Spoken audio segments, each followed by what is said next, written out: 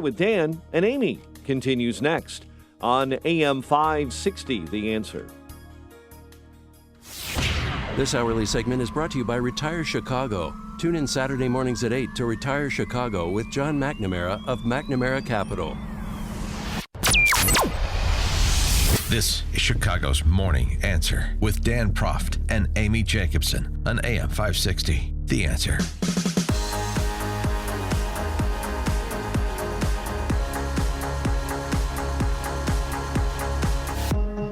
Top of the morning, Dan and Amy, revisiting Trump's painfully extended sit-down with little Chucky Todd. Chuck Todd here. Over the weekend, President Trump and Chuck Todd got into it on a number of issues, including the border, at which point Chuck Todd pleaded with the president to do something about the migrants at the border and the humanitarian crisis, to which the president had to remind Chuck Todd, we've been trying to, we can't seem to get your friends, the House Democrats, to go along with us on humanitarian funding standalone. This is a point Mitch McConnell made last week on Fox and Friends as well. Standalone humanitarian funding. Here's the exchange. Well, and forget it. Why aren't you doing some of it? Are you ready? They are in terrible shape down there, Mr. President. Down in Homestead, Florida, that's where I grew up. The conditions are terrible. I agree. And it's been that way for a long time. Do something. And President Obama built the cages. Remember when they said that I built them? And then it was 1914. Do two wrongs make a right? It was 2014. Chuck, just listen for 1 second. Separation. President Obama, I took over separation. I'm the one that put it together. What's happened, though, are the cartels and all of these bad people, they're using the kids. It's almost like slavery. Well, let's not punish the kids more. This has been happening. The kids are getting punished more. You're right, and this has been happening long before I got there. What we've done is we've ended separation. You know, under President Obama, you had separation. I was the one that ended it. Now, I said one thing. When I ended it, I said, here's what's going to happen. More families are going to come up, and that's what's happened. But they're really coming up for the economics. But once you ended the separation, but I ended separation. I inherited separation from President Obama. President Obama built, they call them jail cells. They were built. Let's talk about what's happening now. Your administration, you're not doing the recreation, you're not even schooling these kids anymore. You've gotten rid of all that stuff. We're doing a fantastic job under the circumstances. The Democrats aren't even approving giving us money. Where is the money? You know what? The Democrats are holding up the humanitarian aid. And they actually are, because the far left Democrats will not agree with Nancy Pelosi to release more emergency humanitarian money. And people on CNN, they're saying that Pelosi's having the fight of her life right now to get the new Spice Girls to join the team. Families belong together. In America, everyone has rights. Immigrants have rights. And we just have to beat that drum across the next couple of weeks. And as we do so, we must also pass legislation that meets the humanitarian needs at the border. So the New York Times, when the New York Times has to concede this point, there's real dissension in the ranks among Democrats. Congress trying to rush $4.5 billion in emergency humanitarian aid to the southwestern border while placing new restrictions on Trump's immigration crackdown. So the Republicans and the president proposing standalone humanitarian aid, deal with the humanitarian crisis at the border as best we can straight away while we wrangle about these other issues. And it's the Democrats, and as you said, Amy, particularly the radical left base of the Democrats, the backbenchers, that are saying, no, we won't do that without stipulations to prevent ICE raids and all the other things, open borders, all the other things that they want, but particularly with respect to the raids. And so it is the Democrats, the socialists, that are using children and migrants at the border as human pawns in this political chess game with President Trump. They don't want to give him anything that resembles a victory, however fleeting, at the border. And so they're holding up the humanitarian funding. Make sure to explain this to your friends, particularly your hate has no home here, sentimental barbarian friends who feel, and they just go wherever the D.C. press corps points their torch to blame President Trump. Actually inform their lack of understanding about what's actually happening down there. Now, in addition to that, yesterday, President Trump, in keeping with his tough line against Iran, as opposed to the glide path they received from the previous administration to nuclearization. Trump imposed new sanctions on Iran yesterday, including on the Ayatollah himself. Okay, thank you very much. In a few moments, I'll be signing an executive order imposing hard-hitting sanctions on the Supreme Leader of Iran and the Office of the Supreme Leader of Iran and many others. Today's action follows a series of aggressive behaviors by the Iranian regime in recent weeks, including shooting down of U.S. drones. You shot down the drone. I guess everyone saw that one, and many other things. They've done many other things aside from the individual drone. You saw the tankers, and we know of other things that were done also, which were not good and not appropriate. The Supreme Leader of Iran is one who ultimately is responsible for the hostile conduct of the regime. Right, and so the trying to cut off the financial wherewithal of the chief dictator there. For more on both of these topics, we're pleased to be joined by Lieutenant Colonel James Carafano. He is a U.S. Army veteran, and he's the vice president of the Catherine and Shelby Cullum Davis Institute for International Studies at the Heritage Foundation. Jim, thanks for joining us again. Appreciate it. I don't know why you guys need me. You got this down. Well, I mean, your points on immigration were just spot on. That's exactly what's going on. Thank you. Let's just carve that in stone and and call it a day. All right, we'll cut it. Put it on the Washington Monument. Put that on the wires. Yeah, right.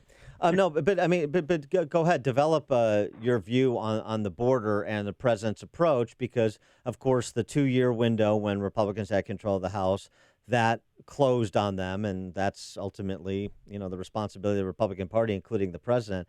But what he's tried to do, when at every turn he's been willing to negotiate, whether it's permanent designation for Dreamers, whether it's the government shutdown for border wall funding, and border wall funding combined with other funding, including humanitarian aid funding, whether it's delaying ICE raids, and now whether it's humanitarian funding standing alone, and he can't get the socialists to come on board. Look, and I work at the Heritage Foundation. It's a non-partisan foundation. We don't affiliate with a political party. We don't take sides, and I don't do politics. I do policy. But when you try to implement policy in Washington, you have to look at, well, why are things not getting done? And what's very, very clear is, and let's be fair, it's both sides. Yeah. Both sides are running to their corner. And they're putting as much distance between themselves as possible. And if you want to say, well, why are people being taken care of who are in detention? The answer is very simple. It's because Congress won't give the administration the money to do that. I mean, actually, the government can print all the money it wants, but it can only spend the money that Congress says it can. I got to say here, because we've worked a lot on this. We have a major report on our website at heritage.org on agenda for immigration reform. And again, it's not a partisan comment. I'm just, calling balls and strikes. The president's got the better argument here. I mean, if you look at the president's plan of secure the border, enforce the law, reform the legal immigration system, do this all in a humane but appropriate way. If there are 1 million people here who have exhausted every legal means of staying here, they've had all the due process they can possibly have, there's nothing wrong with deporting them. You're just enforcing the law, just like when you write somebody a speeding ticket or you arrest a burglar who breaks into your house. And the answer is the reason why we fail to do anything forever in this country on this issue is because everybody pretty much agrees on the 80% that needs to get done, and we disagree on 20%. Right? Well, what's whether the we want 80, amnesty, we what's want the DACA, whatever. Yeah. Okay. And so what the thing is we can't do anything about the 80%, and this is until we agree on the 20% we don't agree with. Right. That's just nuts. Right. And what the president's done is he said, look, let's put that 20% off the table. We can argue about that later. Let's work on the 80% we all know is the right thing to do and fix the problem. And the other side are committed to just finding every way to say, no, we can't do that. Well, yesterday, that's yesterday Biden came out with an immigration plan to make 800,000 Dreamers, immediate American citizens. What are your feelings or your thoughts on Dreamers? Well, first of all, I reject that title. That class includes all kinds of people. Some we might want to stay here and some we don't. I think the answer is really simple. Look, okay, you came as a kid, not your fault. So we have mechanisms to deal with that. It's called relief from deportation. Right? You're here, you want to go to college, you have to figure all this out. Great. You can give somebody a year, 2 years, 3 years, 4 years. I don't care. Come in, you legally register. You get the time you need to get your affairs in order or do whatever, and then you lawfully leave the country. And then if you want to put something in the law that says, hey, if somebody's complied with all this and they've lawfully left the country and they would like to come back in through the legal system just like everybody else, cool. I think that would be appropriate. I want to get to Iran, but I had to get your take on this since you served our country in the U.S. Army. Bobby O'Rourke, the former congressman from Texas there, he unveiled a plan for military veterans, supporting military veterans, health care for military veterans. Yeah. That includes a war tax in which taxpayers who earn more than $200,000 a year would pay $1,000 in a new tax for each war embarked on by the United States. And it's also specific to those who do not have a family member in one of the armed services. Well, I think it's shameful to play politics with veterans issues. So shame on you. The fact is our federal government has plenty of money of the stuff it needs to do. In fact, maybe they have too much. The other thing we have at Heritage is a terrific plan that shows how to balance the federal budget and do all the things that the federal government is appropriately needs to do. It's called the Blueprint for Balance. It's on our website at heritage.org. And we don't need more taxes. Matter of fact, we could get by with less taxes. So, for people like that who want to just play politics with things that are really important to me, I kind of like, it's like, the poor children. Well, if you cared about the poor children, you'd fix the problem. I don't have much use for people like that. Yeah. Well, have you ever heard of this war tax before, or anyone ever proposing anything like it? I've been in Washington for over 20 years. Yeah. I think I've heard of every wacky idea on the planet. Just because they all come here. Just when you think you have, there's a new one. Yes, exactly. What about, so we played that clip too, Trump announcing new sanctions, going up the food chain, the power structure in Iran, the sanctions that the Trump administration has imposed, crippling Iranians' economy, and they react with their normal, this is economic terrorism and so on and so forth, which is more than a little ironic for them to invoke the word terrorism.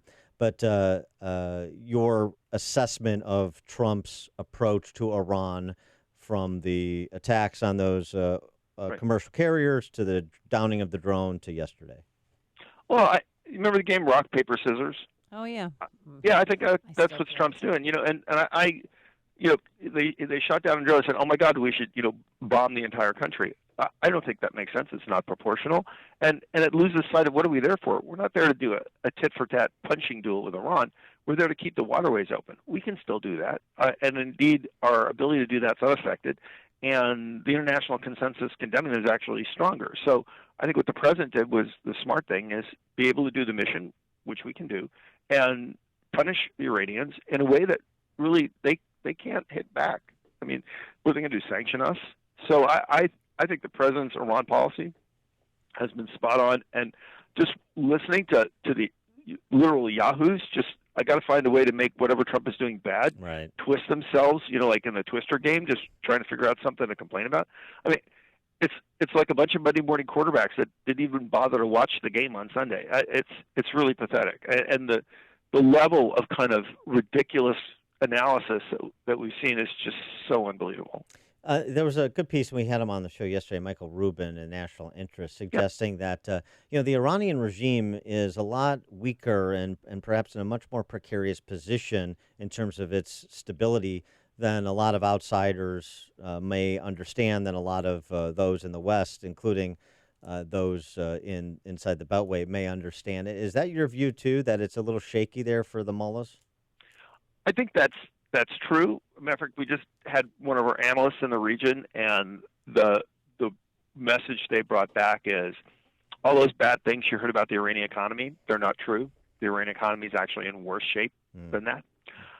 Having said that, authoritarian regimes, and we have a good example in Venezuela, because they're authoritarian and because they have a stranglehold on the resources of the state, they can actually be quite resilient under pressure. So even though I think Iran is under enormous pressure and it's had real impact, I think it's I don't think they're, and we never know, when are these things going to collapse? But they can well hang on. And then people would say, well, then the president's strategy isn't going to work because if he's pressuring them until they come back to the table and do a real deal to end their destabilizing activity in the nuclear program, well, they can hold on forever. As a matter of fact, the Iranians just said we can hold out forever. But I think the reality is if Trump gets reelected and they see that they're going to face a determined president that this could go on for 4 years or 8 years or 12 years, the regime might, for the sake of its own survival, rethink the notion of negotiating its way out of this. He is Lieutenant Colonel Jim Carafano, U.S. Army veteran, Vice President of the Catherine and Shelby Cullum Davis Institute for International Studies at the Heritage Foundation, author of books including Surviving the End and Wiki at War, Conflict in a Socially Networked World. Jim, thanks as always for joining us. Appreciate it. You guys are awesome. We should do this more often. We love you guys. Thank you.